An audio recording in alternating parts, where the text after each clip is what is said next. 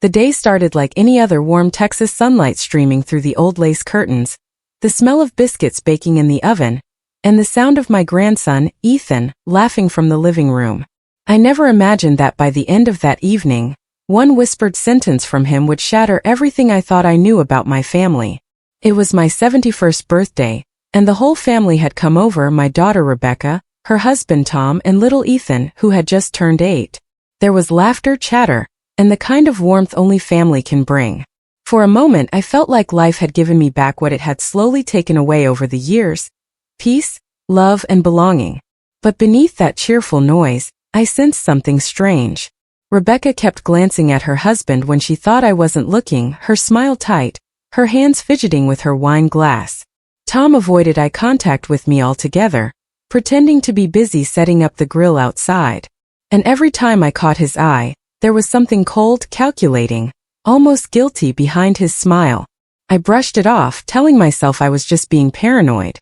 After all, I'd had enough years alone after my husband, Harold, passed away. Maybe I was just overthinking things because I was so happy to have everyone home again. Dinner was beautiful. Roast chicken, mashed potatoes, and my famous apple pie that Ethan always begged for. The dining table was full of laughter, but there was a quietness beneath it, like everyone was forcing themselves to be cheerful. Ethan sat beside me, swinging his little legs, smiling between bites. Then, when everyone was distracted, he leaned toward me, his small hand tugging at my sleeve. "Grandma," he whispered, his voice barely audible over the chatter, "look under the table." I blinked. "What, honey?" He looked at me with wide, serious eyes no child should ever have to make. "Please, Grandma, don't say anything. Just look under the table." My heart thudded. I slowly bent down, pretending to pick up my napkin. My fingers brushed the underside of the tablecloth, and that's when I saw it. A small black recording device taped underneath the table. For a moment I couldn't breathe. My pulse raced as I stared at the tiny blinking red light. Someone was recording us. But who and why? I sat back up quickly, trying to keep my face neutral. My mind was spinning. I looked around the table, trying to figure out who would do such a thing. Rebecca was laughing at something Tom said, but her eyes flicked nervously to the table for a split second, just long enough for me to notice. The rest of the dinner felt like a blur. My hand shook as I reached for my glass. Why was there a recording device? What were they trying to catch or hide? After dinner, Rebecca started gathering the plates. "Mom, don't worry about the dishes. I'll handle it," she said sweetly, but her voice was strained, trembling around the edges. I forced a smile. "Thank you, sweetheart." As she turned away, I caught Ethan's eyes again. He looked scared, as if he'd done something wrong by telling me. I mouthed it's okay, but deep down I knew something was terribly, terribly wrong. Later that night, after everyone left, I sat alone at the dining table. The silence of the house pressed against my ears. I reached under the table again, tore the recorder off, and examined it. It wasn't some toy or prank, it was a professional device, one with a micro SD card and a battery that could last days. My hands trembled as I placed it on the table in front of me. Who would want to record my family dinner? Why? The next morning I played the recording on my laptop. Most of it was normal, small talk, laughter, clinking plates. But then I heard something that froze my blood. Rebecca's voice, hushed, nervous, whispered, "Do you think she knows?" Tom's voice followed, sharp and impatient. "Not yet. But once the papers are signed, she'll have no choice." Rebecca whispered again, "What if she refuses?" Tom's reply was cold as steel. "Then we'll make sure she doesn't get a say." I covered my mouth, gasping. Papers? No choice. My own daughter, what were they planning against me? Hours passed as I replayed those words, over and over, trying to understand. I thought of the house, my late husband's legacy, and the property deed still in my name. Tom had been asking about it a few weeks back, suggesting I move into a senior community, so they could manage the property for me. I'd refused. Now it made sense. They weren't trying to help me, they were trying to take everything. That night I couldn't sleep. Every creak in the house made me jump. Every sound reminded me of the betrayal I just uncovered. But the worst part wasn't Tom. It was Rebecca, my only daughter, my pride and joy, plotting behind my back. By morning I made a decision. I wasn't going to confront them yet. I needed proof, real proof. I needed to know how deep this went. So I called my old friend George, a retired sheriff who owed me a favor. When he came over, I showed him the recorder and told him everything. He frowned deeply. "This is bad, Martha," he said. "Real bad. If they're recording you and talking about papers, it might be fraud. Or worse." My chest tightened. What should I do? He leaned closer. "You play along. Pretend you don't know anything. But keep your eyes open. I'll help you get the evidence you need." That afternoon, I put the recorder back under the table, right where it was. And when Rebecca and Tom returned the next day with some documents for me to sign, I smiled sweetly and invited them in, pretending nothing had changed. Inside, though, I was shaking, because now I knew they were hiding something darker than I'd ever imagined, and I was walking right into their trap. When Tom opened his briefcase and pulled out a stack of papers, I noticed something strange. His hand was trembling. He smiled, fake and forced. "Just some insurance updates, Martha. Nothing serious." But when I looked into his eyes, I knew these weren't insurance papers. These were something far more dangerous. And as I reached for the pen, Ethan appeared again in the doorway, pale and frightened, shaking his head ever so slightly. My hand froze midair. That's when I realized the real danger wasn't just the papers on the table. It was something else entirely, something Ethan knew, but couldn't say. Because what I saw next stole my breath completely. Ethan's small, trembling hand pointed ever so slightly under the table again. My pulse thundered in my ears as I glanced down, pretending to smooth my dress. That's when I saw it, a second device. But this one wasn't a recorder. It was a small black box with a tiny green light flickering on the side. A GPS tracker. My stomach flipped. Why on earth would anyone put a tracker under my dining table? Tom's voice pulled me back. "Go on, Martha, just a signature at the bottom. It's for your peace of mind." His words dripped with fake warmth. Rebecca stood beside him, smiling that nervous, brittle smile. I forced myself to sound calm. "Of course, dear. I'll just grab my reading glasses." I excused myself, stepping into the hallway. My hands were shaking as I reached for my phone and dialed George's number. He picked up on the second ring. "Martha, what's wrong?" "They're here. They brought papers," I whispered. "And there's another device under my table." "Stay calm," he said quickly. "Don't sign anything. Stall them. I'm on my way." I hung up, took a deep breath, and returned to the dining room, forcing a gentle smile. "You know what? Maybe we should go over these later. I like to take my time with important papers." Tom's jaw tightened. "It's really nothing complicated." "Oh, I'm sure it's not," I said lightly. "But I'm old, Tom. Everything feels complicated these days." His eyes darkened. "Martha," he said slowly, "Rebecca and I just want what's best for you." The tension in the room thickened. I could see Rebecca's hand trembling as she gripped her husband's arm. "Mom," she said softly, "you trust me, don't you?" That question broke something inside me. I'd spent my whole life trusting her. Every scraped knee, every heartbreak, every joy, I'd been there. And now she was asking for trust while standing beside the man who wanted to take everything from me. Before I could answer, there was a knock on the door. Rebecca flinched. Tom turned sharply. "Expecting someone?" I smiled. "Not that I recall. Let me check." When I opened the door, there stood George, calm, composed, wearing his old sheriff's jacket that still carried authority even after retirement. "Afternoon, Martha," he said cheerfully, loud enough for everyone to hear. "Thought I'd drop by and see that new porch light we talked about." Tom's face went pale. "Oh, we were just signing some papers, I see," George interrupted, his eyes scanning the table. "Mind if I take a look? Always good to have a second pair of eyes on legal stuff." Tom's smile cracked. "It's private family business." George stepped closer, his presence filling the room. "Well, when someone installs recording devices and trackers in a lady's home, it becomes a bit more than family business, don't you think?" Rebecca gasped. "What? What are you talking about?" George's tone hardened. "You want to tell your husband, or should I?" Tom shot Rebecca a look so sharp it could cut glass. "You called him?" he hissed at her. Rebecca's voice broke. "I didn't. I swear." The room exploded in chaos. Ethan ran to me, clutching my arm, his small body trembling. Tom's face turned red with fury. You've been spying on us? I laughed bitterly. Funny, coming from the man who bugged my home. George pulled out his phone and snapped a photo of the papers. Power of attorney transfer, he said coldly. You were going to trick her into signing over the property. Fraud and elder coercion, you know what that means, right, Tom? Tom's face hardened. You can't prove anything. George smirked. I don't need to. The recorder under this table already did. Tom's composure cracked. You don't understand. We needed the money. Rebecca's business failed, the house mortgage. Rebecca sobbed. Tom, stop. But he didn't.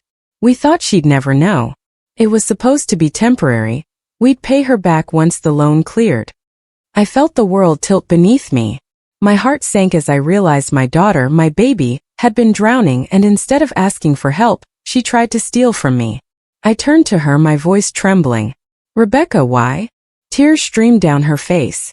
Because you'd say no, Mom. You always said I had to stand on my own. I thought, if we could just get a little money, we'd fix it before you found out. I wanted to scream, to cry, to shake her, but I couldn't move. George placed a hand on my shoulder. We'll handle this the right way. He took the recorder and left to make some calls, warning Tom and Rebecca not to leave town. After they left, I sat at the table in silence. Ethan climbed into my lap, resting his head on my chest. I'm sorry, Grandma, he whispered. I saw Uncle Tom putting that thing under the table last week. I didn't know what to do. I hugged him tightly, tears spilling down my cheeks. You did the right thing, sweetheart. You saved me. But deep down, something didn't sit right. If Tom had been desperate for money, why did he have a GPS tracker installed in my house? What did he need to track? Later that night, when George returned with updates, he told me something that made my blood run cold. Martha, he said grimly, I ran the serial number on that tracker. It's not just any device. It's registered to a private investigator, one who works for a man named Richard Dunn. My heart stopped. Richard Dunn, my late husband's old business partner. The same man who vanished 30 years ago after Harold's company mysteriously went bankrupt. What does he want with me after all these years? I whispered. George sighed. That's what we're going to find out. But even before he said it, I could feel it in my bones. The past was clawing its way back. And this time it wasn't just about betrayal. It was about revenge. The next morning, I woke up to the sound of my window creaking open. A shadow moved across the floor. And when I turned, there was someone standing inside my room. The figure stood completely still, their face hidden in the dim morning light that crept through the curtains. My breath caught in my throat. For a second, I thought my heart had stopped beating altogether. I could only hear the faint creak of the floorboards under their shoes and the ragged sound of my own breathing. Who's there? My voice cracked, but I forced it out, clutching the edge of the blanket as though it could shield me. The figure stepped closer, and that's when I saw his face. Older now, lined and weathered, but unmistakable. Richard Dunn. The man who disappeared with millions of my husband's company's money 3 decades ago. He smiled faintly, a cold, snake-like smile. Martha, he said softly, almost kindly. It's been a long time. I couldn't move. Memories flashed through my mind. Harold pacing the living room, furious about missing funds, the betrayal, the sleepless nights after Richard vanished. Harold always said Richard wasn't finished with us. And here he was standing in my bedroom after all these years. What do you want? I whispered, my hands trembling. He tilted his head. You already know. No, I said firmly, summoning courage from somewhere deep inside me. I don't. His smile faded. Then let me remind you. 30 years ago, your husband and I built an empire. When it collapsed, I took the fall. Harold got to play the grieving victim. But you, he pointed at me, his finger trembling with rage. You got the house, the land, the assets. All of it. While I rotted in hiding. I shook my head. You stole from him. You stole from us. He chuckled bitterly. That's the story you've been telling yourself all these years. But Harold had secrets, Martha. Big ones. He moved money offshore. He used me as his scapegoat. And when I tried to come back for what was mine, his eyes darkened. He threatened me. Do you really think he died of a heart attack? My stomach dropped. What are you saying? He stepped closer, his voice a hiss now. I'm saying Harold killed himself to escape what was coming, and everything he owned was rightfully mine, including this house. I stared at him, my heart pounding. So you sent Tom. You had my daughter's husband try to steal it for you. He smirked. Smart woman. I gave them a deal. They get a cut if they helped me secure what's mine. But Tom got greedy. He added his own tracker and recorder, trying to edge me out. I had to step in personally before this got out of hand. I felt sick. My own daughter had been manipulated by this man. Where's Rebecca? I demanded. Richard's eyes flickered. Safe. For now. But if you sign over the property willingly, no one gets hurt. A cold rage spread through me. You think I'm just going to hand you everything after what you did? He leaned in so close I could smell the faint scent of his cologne, the same one he used 30 years ago. I think you're going to do exactly what I tell you, he whispered. I clenched my fists under the blanket. You don't scare me. His smile returned, crueler this time. Maybe not. But what about Ethan? The mention of my grandson's name made my blood run cold. Leave him out of this, I hissed. He straightened, pulling a folded photograph from his coat. It was Ethan at school playing on the swings. You see, Martha, I've been keeping an eye on all of you for a very long time. If you don't cooperate, I can make sure your grandson disappears without a trace. Something inside me snapped. I was no longer the frightened old woman he thought I was. I was a grandmother protecting her family, and I'd survived far worse storms than Richard Dunn. You'll regret threatening my grandson, I said, my voice low and steady. He laughed softly, clearly amused. We'll see. He backed away toward the window. You have until tomorrow night. Sign the papers Tom brings you, or I'll take what's mine another way. And with that, he slipped out the window like a shadow. I sat frozen for a long time, clutching the blanket to my chest. My entire body trembled, but my mind was already working. I couldn't go to the police, not yet. Richard was careful. Without proof, it would be my word against his. But I still had George. I called him immediately. He was here, I whispered. Richard Dunn. He threatened Ethan. George's voice hardened. Martha, lock every door and window. I'm coming right now.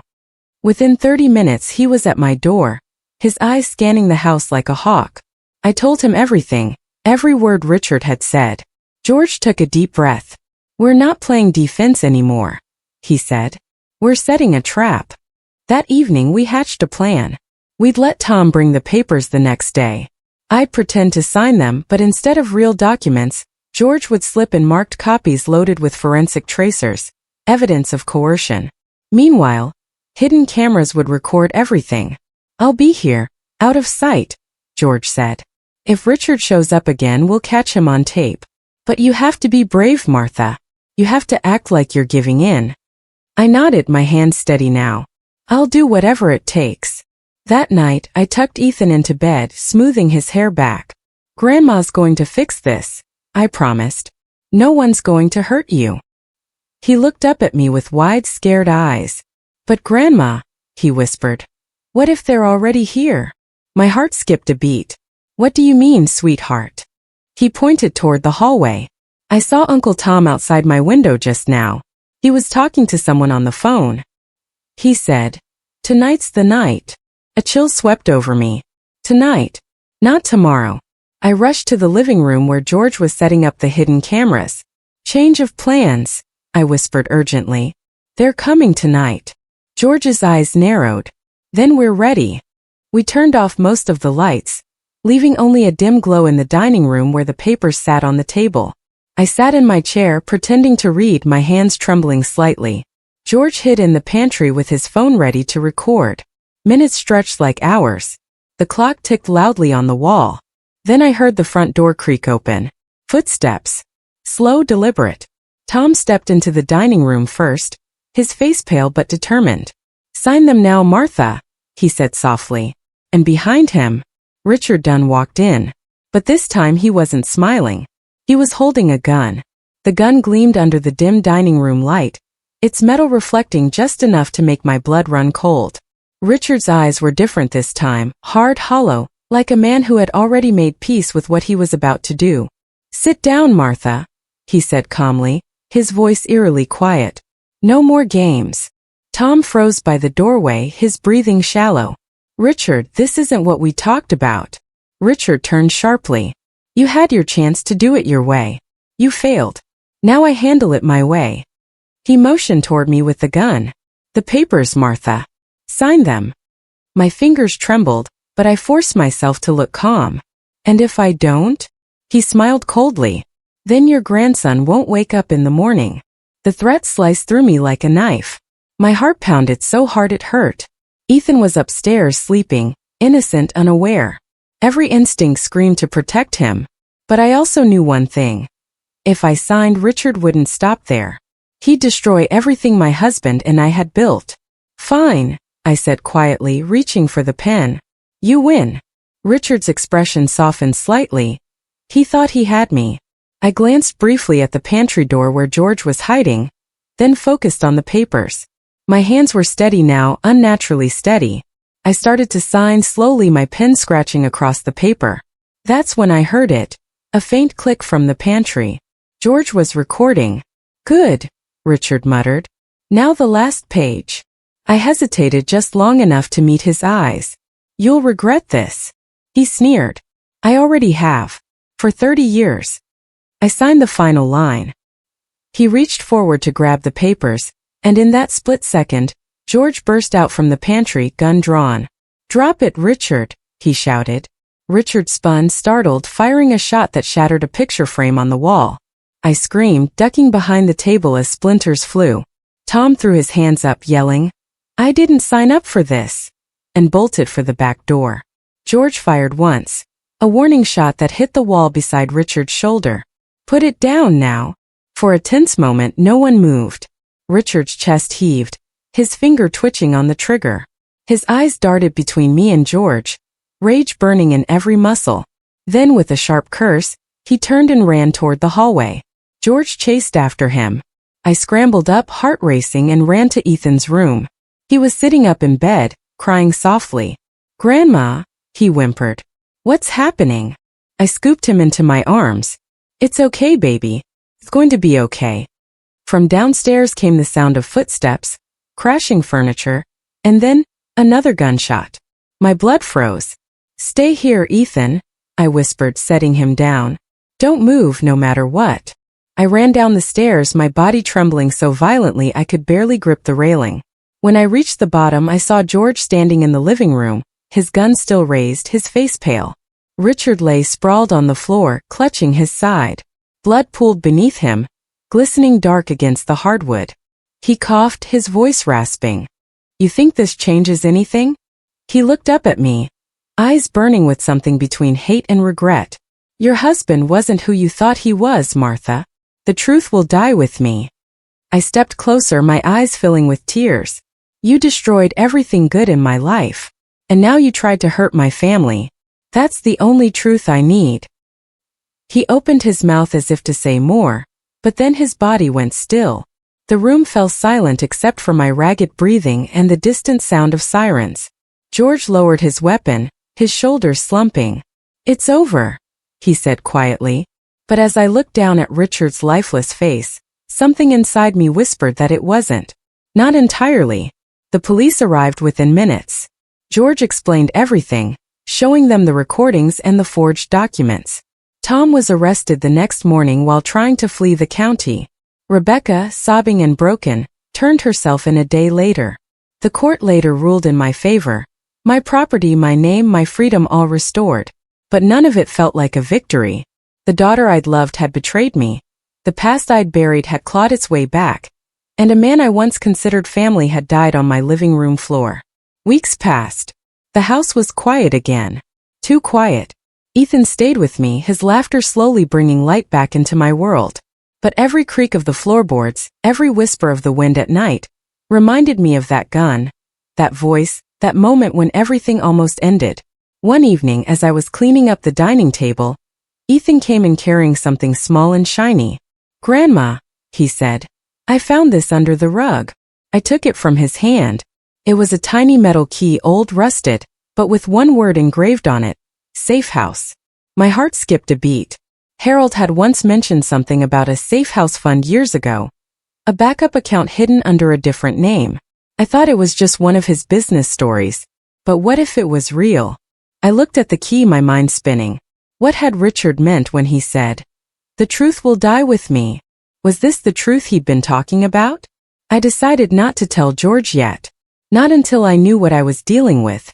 The next morning, I packed Ethan into the car, and we drove 3 hours north to an old storage facility listed under Harold's name. When I used the key on a small metal locker marked A47, the door creaked open to reveal a weathered briefcase. Inside were stacks of old documents, ledgers, and a single sealed envelope with my name on it. My hands trembled as I tore it open. Inside was a handwritten letter from Harold. "My dearest Martha, if you're reading this, it means the past has found its way back to you. I never wanted you to bear the burden of what happened with Richard. He wasn't innocent, but neither was I. I hid the truth to protect you and Rebecca. The money wasn't stolen. It was hidden. Richard was supposed to help me move it into offshore accounts, but he betrayed me first. The fortune is still there, untouched. Use it to rebuild, to protect our family. But be careful. If Richard ever finds you, he'll stop at nothing to claim it. Forgive me for the lies I told. I only ever wanted you safe." Harold, tears blurred my vision. My husband hadn't been a thief. He had been protecting us all along. I looked over at Ethan, who was sitting quietly beside me. "Grandma," he asked softly, "what does it mean?" I smiled through my tears. "It means your grandpa was smarter than everyone thought." That night, back home, I placed the letter in my bedside drawer and locked it away. The house felt lighter, almost peaceful again. But just as I turned off the light, I noticed something outside the window. A figure standing at the edge of the driveway. Tall. Still. Watching. And when the porch light flickered, I saw the faint glint of a silver ring on his hand, the same one Richard Dunn used to wear. My heart skipped a beat. I blinked once and the figure was gone.